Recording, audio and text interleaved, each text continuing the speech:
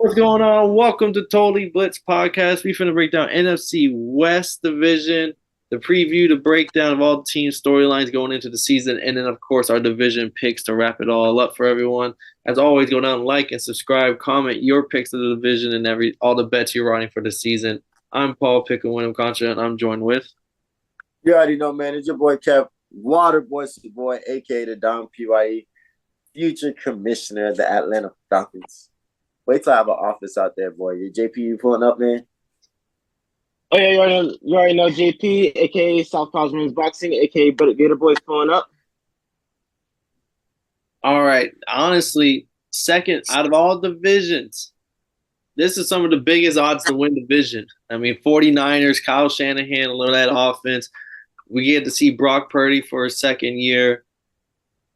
But then you got the Geno Smith love story over there in Seattle, second, plus 200. Los Angeles Rams, this would see the big jump. Rams, plus 1,000 odds to win division.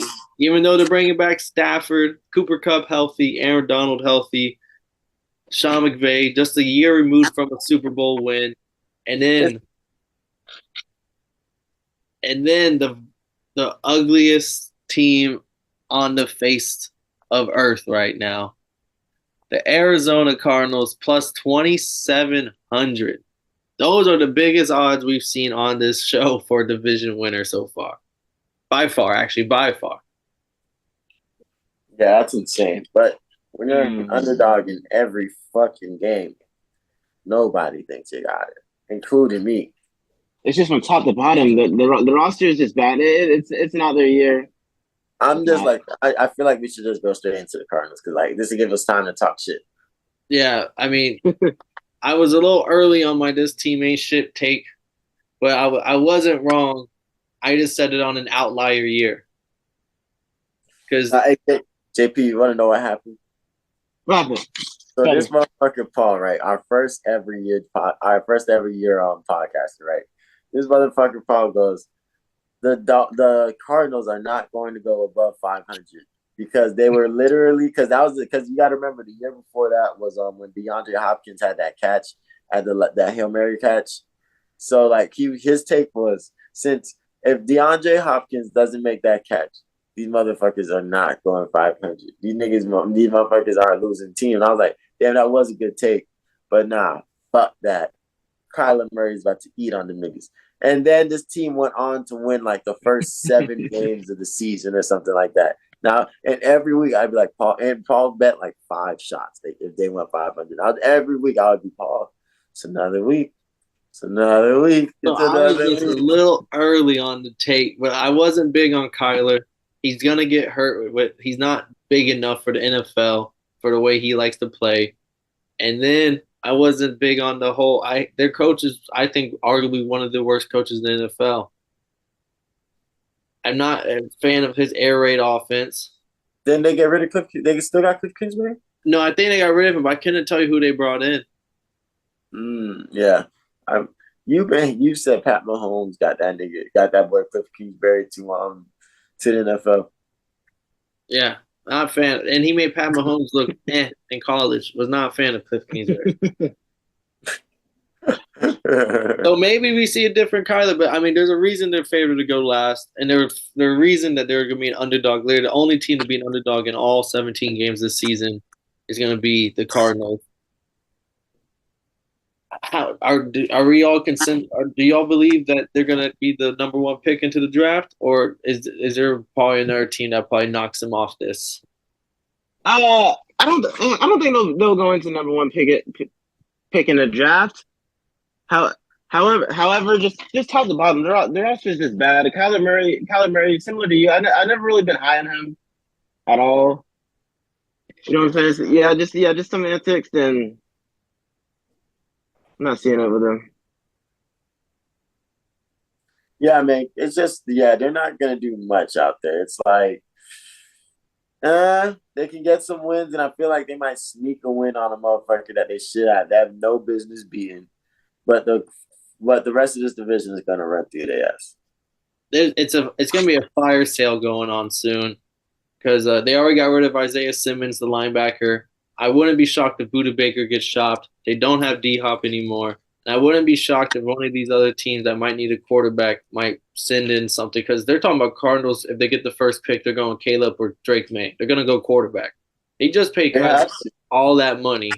So I don't know what that means. Maybe they got a bigger scheme, but they're favored to get a quarterback if they get a first pick. So Kyler might be for sale too at a certain point if this team is truly going to go for broke. Them boys for the Joe Flacco that remember they was paying Joe Flacco all that money, still drafting Lamar. Yeah. Oh, and they got rid of fucking Robbie Anderson too. AJ Green retired. Oh, he said I'm out of here. Yeah, so JJ Watt retired. Yeah, really just in a rebuilding era. So then the next team, we'll go from the bottom up. We got the Rams plus 1,000 odds. They're bringing back Stafford. I mean, it's the biggest question mark has always been the offensive line. I don't think they didn't fix the offensive line. They didn't have a first overall pick again because they traded away the future to be able to get a Stafford. They did get a Super Bowl win. Are they a team that might be sneaky going into that might sneak into the playoffs that people have wrote off way too early, or are they still no longer that team? Kev? You want the simple answer? Give me the simple answer. No. No. There's no way this team is sneaking their way into nothing. But I will say this team does have a chance to look like a well-oiled machine if they can figure out their little holes. But the thing is, I feel like injuries are gonna play a plague again. And then this team might not make the playoffs because you got to play the 49ers twice. I forgot to hit on, I should point out, so they don't have Allen Robinson, went to the Steelers. They don't got Leonard Floyd anymore. They don't got Bobby Wagner. They don't got Jalen Ramsey. They don't got cornerbacks David Long or Troy Hill behind him. They actually lost 3 offensive linemen and their center, offensive guard, and tackle. And then they lost the truth, Baker Mayfield. And don't forget that they never re-signed Odell, so they still eating that L. Wait till you see what he does in Baltimore. So JP, give me your take after. I forgot to drop all that too. Yeah. With the Rams, I'm looking at as a bounce back season. I think they're gonna come back. I think it's gonna be about bounce back season with the Rams. So they're all gonna get back on the same page. But they did lose a lot of key pieces, especially on defense. Ramsey and all that stuff. They still got Darnold, but overall, my final prediction. Yeah, drop it. They're not doing it this year. I'm sorry, they're not doing it. I try to convince myself. I thought you were about to say they're about to make the playoffs. I was waiting for it. Mm-mm. Yeah. I feel like you see them doing the damn thing, Paul. I feel like this is your way. No, if I don't see Cooper Kupp could go for a lot of yards, but Stafford at quarterback, but the offensive line I only got worse, and I'm a big offensive line guy when it comes to football teams. And if Aaron Donald's getting double teamed, Leonard Floyd was the guy that was able to get to the quarterback. They don't have him anymore, so. No Ramsey either. No Bobby Wagner. The defense is looking real bad. Real fucking bad. Then we got the Seattle Seahawks, the team that kind of came out of nowhere last year. Geno Smith, they tried to write him off. He ain't right back. One of the coldest lines I think I ever heard in the post conference. But they did lose Marquise Goodwin, Rashad Penny, Travis Homer, offensive guard Kyle Fuller. They did lose Bruce Irvin. They lost they lost their safeties, Jonathan Abraham, Josh Jones. They lost a lot of players. Shelby Harris. And I don't know how I really feel about this team. They did go out and get Bobby Wagner again and Devin Bush. So maybe the Bobby Wagner reunion tour looks great again, but he's getting kind of old. Seahawks. Here's the thing. Their roster got a little bit better. Geno Smith. I think he's gonna have another good season. He got the A little bag. bit better. $105 million deal. Nice. Get paid, young nigga. Get paid. Well, actually, 75 million with incentives of 100 million, 105. Get paid. But yeah, I think the Seahawks will be right back in the play. Will be right back in the playoffs. I'm not sure if they'll get a win, but I think but I do believe. But I do believe they're the best team in their division. Wow. Wow. Wow. That's wow. I didn't know he was just a button pusher like that, Paul. Wow. I thought I was the wildest person, but this man be dropping some bombs. That was, I mean, I think they're a step above the Rams, but not much because you got DK and Tyler Lockett who have shown to be a consistent season averages when it comes to production. They have Kenneth Walker and other motherfucking backs. They got, I thought like Geno Smith, who's feeling himself right now. He believes he's an NFL quarterback. They got some hitters, but damn, not the best team in the division. You living like that? That's bold. I mean, I'm pretty high on them, but I'm not that high on them. I do think Geno Smith will look good in the Pete Carroll system. Maybe it wasn't Russ. Maybe it was Pete Carroll. We'll never fully get the answer to that, but I like to believe it's Pete. I mean, you saw Pete Carroll at like 70-something years old at training camps throwing the pigskin as if he's quarterback. That's the man I would want to play for. And this team always gets up for him. DK, I think he's going to have a bounce back year. He didn't have that good of a season last year to his standards. Tyler Lockett just always seems to somehow find the end zone and always gets to 1,000 yards. Kenneth Walker is a dog, and they got in second round Zach Cabernet, who one of the best pass catching running back of the college last year. So they're gonna have weapons for Geno. Offensive lines is the biggest question, and their defense to me is the biggest question. Whereas to me, I think the 49ers are the best team, and it's because they don't have those questions. Their defense is legit, and their offense is well oiled. So like Seahawks, to me, still very good team. Maybe playoffs. But I don't know about all about the best.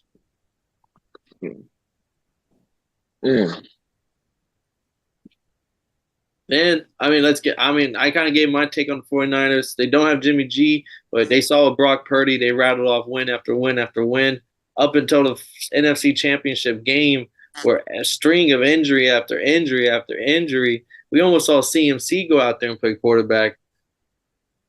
49ers are looking to run it back. They got the team around them. CMC is still there. Brock Purdy, Debo, Ayuk. The offense is the same, and the defense, yeah, Bosa's kind of holding out, but the coach came out and said they expect the deal to get done. 49ers, I think this is their window. It's like NFC or bust type. I mean NFC or bust, Super Bowl or bust type mentality when it comes to them. Just they're always in that NFC Championship game. I feel like almost every year. Hell yeah, man. I think they always have their go ahead. Hell yeah, man. I think that the 49ers are in a mindset they need to fucking get this done. Kyle Shanahan's a great coach. They've gone to the NFC Championship the last two, I think 3 of the last 4 maybe. But definitely the last 2. Definitely been showing that they're the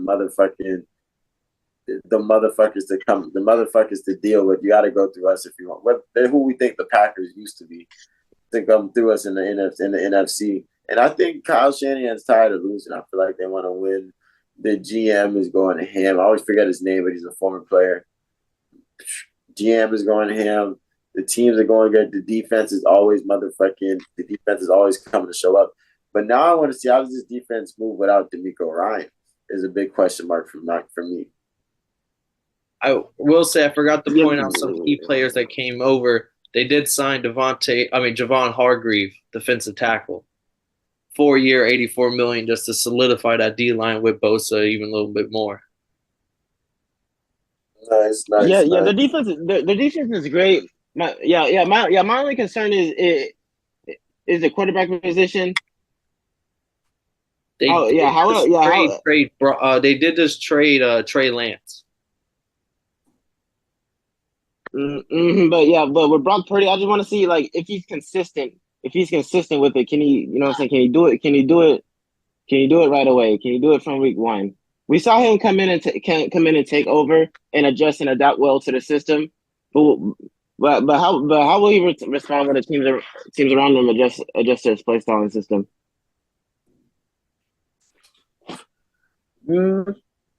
I think Shanahan's offense, CMC.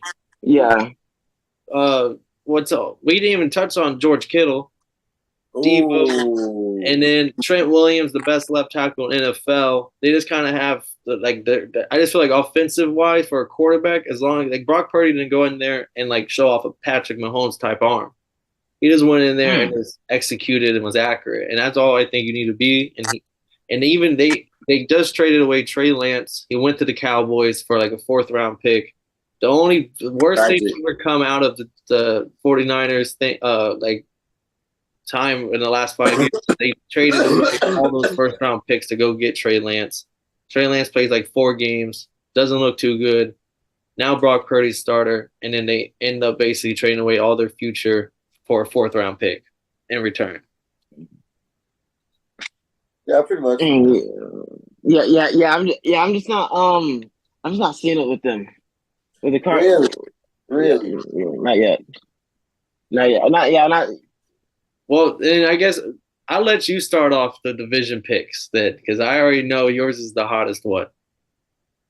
So I have the Seahawks back in the playoffs, winning their division. It'll be competitive. At number 2, San Fran, great defense. Brock Purdy. I'm sold, but I would just like to, you know what I'm saying? I'm sold. However, can he do it for the whole season? You know what I'm saying? Then the Rams. At first I was high on them. Then I gotta see. Then I gotta see them back in form. They didn't show anything from last season. Then I got in last place.